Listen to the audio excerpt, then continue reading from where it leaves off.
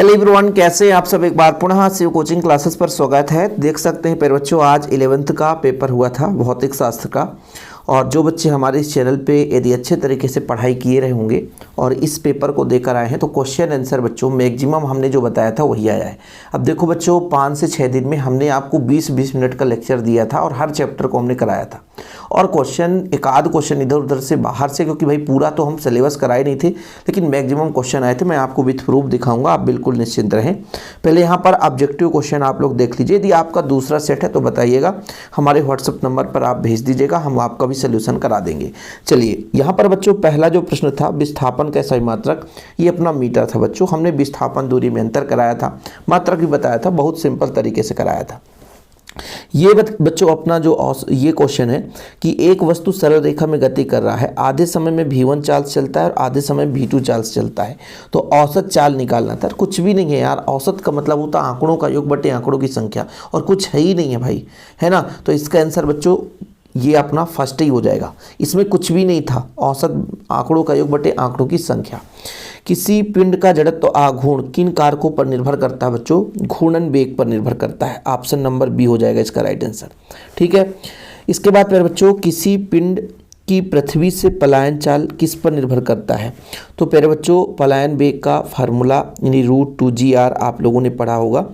ऐसे बच्चों यदि मैं बात करूँ √2gr, ये आप लोग पढ़े होंगे, या बच्चों √2gm कैपिटल M बटा R, इन चीज़ों पर। तो आप लोगों के पास ऑप्शन है पिंड के द्रव्यमान पर, है ना, प्रक्षेपण की दिशा पर, उस ऊंचाई जहाँ पिंड प्रक्षेपित किया जाता है स्थान की ओर, किस पर चाल किस पर निर्भर करता है? प्रक्षेपण की दिशा पर, वही स्थान जहाँ पर प्रक्षेपित किया जाता है, उस स्थान की ऊंचाई जहाँ से पिंड को प्रक्षेपित किया जाता है।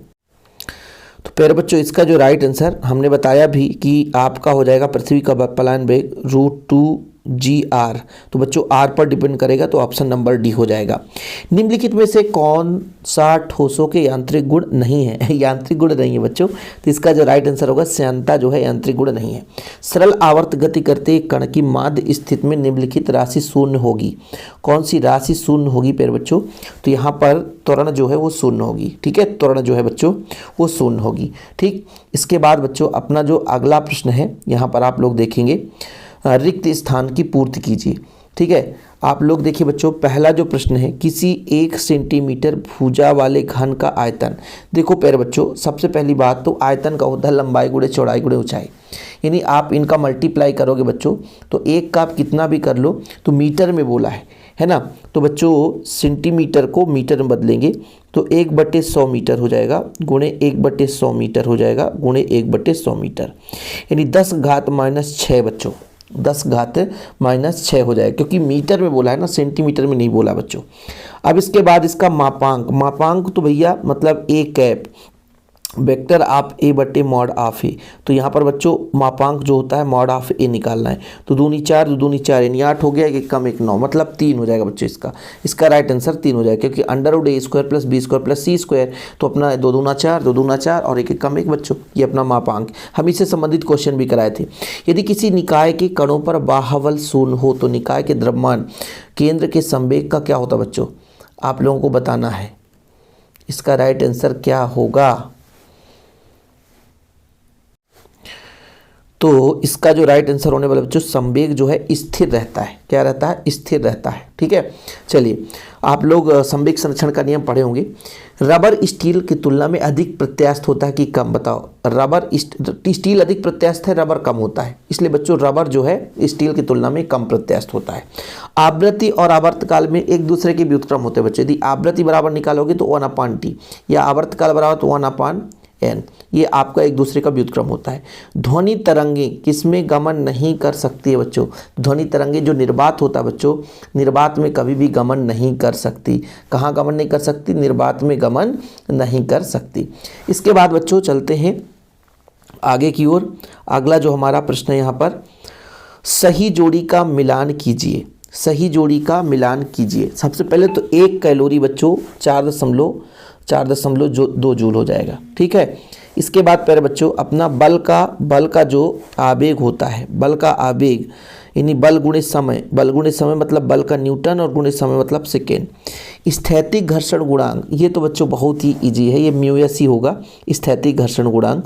अविकेंद्रीय त्वरण बच्चों ये तो v स्क्वायर बटा आर हो जाएगा। गुरुत्वीय स्थितिज ऊर्जा mgh हो जाएगा बच्चों। कार एक अदिश राशि है, कार एक अदिश राशि है।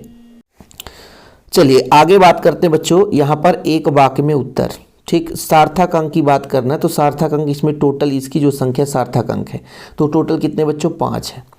1 मीटर पर सेकंड प्रारंभिक वेग से 1 मीटर पर सेकंड स्क्वायर त्वरण से त्वरित गति 1 सेकंड पश्चात कितना वेग होगा। ये तो आंकी क्वेश्चन हो गया अपना बच्चों। इसका जो राइट आंसर होगा ये आपके गति का प्रथम समीकरण होगा, v बराबर u प्लस AT, इससे आप लगा देना, ठीक है। तो 1 धन 1 गुणे 1 बराबर 2 आ जाएगा, सिंपल बच्चों, ठीक। वेग बोला ना, v बराबर निकालना। शून्य सदिश की परिभाषा दीजिए। शून्य सदिश वह सदिश है जिसका परिमाण शून्य होता है, दिशा अनिश्चित हो या स्वच्छ होता है, लेकिन जिसका परिमाण शून्य हो शून्य सदिश होता है। 1 किलोग्राम भार बल पर कितने न्यूटन के बराबर होता है बच्चों, ये 9.8 न्यूटन के बराबर होता है। पृथ्वी की सतह पर गुरुत्वीय त्वरण का मान न्यूनतम कहाँ पर होता है, तो भूमध्य रेखा जो होता है पृथ्वी की सतह पर गुरुत्वीय त्वरण न्यूनतम होता है बच्चों भूमध्य रेखा पर। कहाँ पर बच्चों, भूमध्य रेखा पर।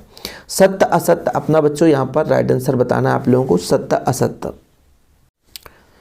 पहला प्रश्न बच्चों, किसी पिंड के लिए वेग समय ग्राफ ढाल पिंड त्वरण को व्यक्त करता है। वेग समय ग्राफ ढाल जो है त्वरण बिल्कुल सही है।